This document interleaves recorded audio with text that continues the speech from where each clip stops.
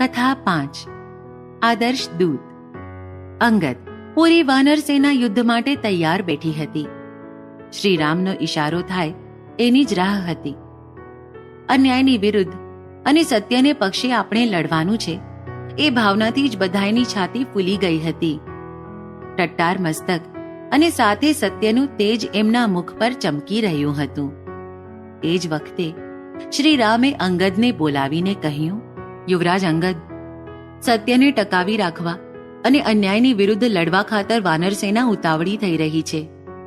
તારી જેમ રાજા સુગ્રીવ અને નલ, નીલ, જાંબુવંત, હનુમાન અને ઇતર સર્વે અસંખ્ય મહાપરાક્રમી યોદ્ધા આ ધરતી માતાને રાક્ષસોથી મુક્ત કરવા ઉતાવળા થયા છે. પણ રાવણ અધર્મી હોવા છતાંય એ રાજા છે. એની સામે લડતી વખતે આપણે બધાએ રાજનીતિનું ભાન રાખવું જરૂરી છે. એટલે અંગદ, તું મારો દૂત બનીને ફરી એકવાર રાવણને ત્યાં જા. મારા તરફથી એને મનાવવાનો આ છેલ્લો પ્રયાસ કરજે. વાતચીતથી મને સોંપી દેતો હોય તો મારા વતી એને પૂર્ણ અભયદાન દેવા તું મુખત્યાર છે. વિના કારણનો રક્તપાત બંને પક્ષ માટે હિતકારક નથી એમ એને કહેજે. શ્રીરામનો દૂત બનીને અંગદ શિષ્ટાચાર નિભાવવા રાવણના દરબારમાં હાજર થયો. રાજનીતિ પ્રમાણે પ્રાથમિક ઔપચારિક વ્યવહાર કરીને એણે રાવણને કહ્યું, અસુરરાજ લંકાના મહારાજ રાવણે કઠોર તપસ્યા કરીને સાક્ષાત બ્રહ્મદેવ પાસેથી અમૂલ્ય વરદાનો મેળવ્યા છે અને એ વરદાનથી અલૌકિક સામર્થ્ય મેળવ્યું છે એ જગ જાણે છે. એ કર્તૃત્વ અસાધારણ છે, પણ કમનસીબે એ સામર્થ્ય સજ્જનો માટે અને ધર્મના રક્ષણ ખાતર ન વાપરી તે ફક્ત પોતાના સ્વાર્થ ખાતર અને સુખ ભોગવવા ખાતર એનો ઉપયોગ કર્યો છે. ધર્મને પગ તળે છૂંદી નાખતા તું જરાય અચકાયો નથી. અગ્નિ સમાન પ્રકાશિત અને પુણ્યવંત શ્રી રામની પત્ની સીતાનું કપટથી તે કરેલ હરણ. હે શક્તિમાન લંકેશ્વર, એ જ દેવી સીતાના પતિ અયોધ્યાના શ્રી રામ હજારો યોજન દૂરથી સમુદ્ર ઓળંગીને પોતાના અપમાનનો બદલો લેવા અને તારા અન્યાયને કાયમી નષ્ટ કરવા અત્યંત પરાક્રમી વાનર સેનાની સાથે તારી રાજધાનીના આંગણે યુદ્ધ કરવા ઊભા છે. એમણે એમની કિશોર વયમાં જ ત્રાટિકા અને સુબાહુ જેવાનો સહજતાથી એકલા જ વધ કર્યો છે તથા ખર અને દૂષણનો સૈન્ય સાથે જ નાશ કર્યો છે. તે વખતે એમને કોઈની મદદની જરૂર નહોતી પડી એવા મહાપરાક્રમી શ્રી રામ અંતે આજે વાનર સેના સાથે તારું પતન કરવા બહાર તૈયાર ઊભા છે. હનુમાન જેવા એક વાનરે જ તારી સેનાની અને નગરની શી હાલત કરી હતી એ કદાચ તું હજુ એ ભૂલ્યો નહીં હોય. એ જ પ્રમાણે તારી જાતને મહાપરાક્રમી કહેવાવાળા લંકેશ્વર, શ્રી રામ જ્યારે વાનર સેના લઈને સમુદ્રને ઓળંગીને અહીં આવતા હતા ત્યારે તો તું એમને રોકી શક્યો નહીં. સીતા માતાને સન્માનથી શ્રી રામના હવાલે કરી દે.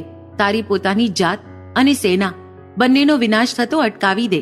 અંગદનું ભાષણ સાંભળીને રાવણને અત્યંત અપમાન લાગ્યું અને તરત જ એને મારી નાખવાનો આદેશ આપ્યો. રાક્ષસોને આગળ વધતા જોઈને અંગદે જોરદાર સિંહની જેમ ગર્જના કરી. પોતાનો જમણો પગ જોરથી જમીન પર પછાડ્યો. એ ગર્જના અને અવાજ સાંભળી દરબારના સર્વે અચાનક સ્તબ્ધ થઈને એની સામે વિસ્મયથી જોવા લાગ્યા. અંગદે બધાને આહવાન કરતા કહ્યું, રાવણ, તારો વિનાશ હવે નક્કી છે, એટલે જ તને આ દુર્બુદ્ધિ થઈ છે.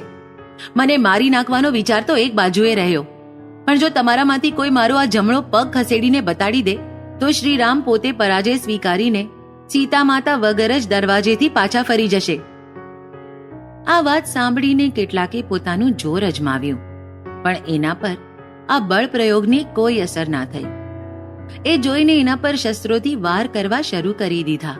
પણ અંગદ એ બધા જાણે કોઈ મચ્છર હોય એમ તેમને ઝાટકીને ત્યાંથી ઉડીને શ્રી રામ પાસે પાછો આવ્યો. કથાસાર: બે રાજાઓનો પરસ્પર સંબંધ એમના દૂત પર નિર્ભર કરે છે. પોતાના રાજાનું હિત શેમાં છે એ દૂત રાતને દિવસ વિચારતો હોય છે. સુગ્રીવના દૂત હનુમાને શ્રી રામનું મન જીતી સુગ્રીવ સાથે એમની મૈત્રી કરાવી આપી અને શ્રી રામના દૂત બની સીતા માતાને ધીરજ આપી દિલાસો આપ્યો.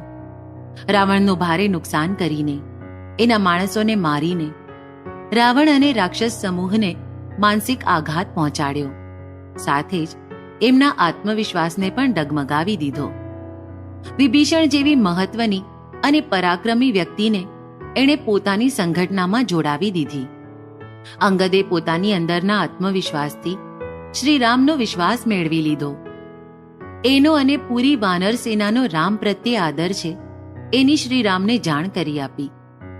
અત્યંત નાજુક એવા કૌટુંબિક વિષયમાં પણ હનુમાને અત્યંત ચતુરાઈ અને બુદ્ધિથી ભરતની સચ્ચાઈની પરીક્ષા કરી. આમ રાજાનો અડધો યશ બાહોશ દૂત પર અવલંબિત રહે છે.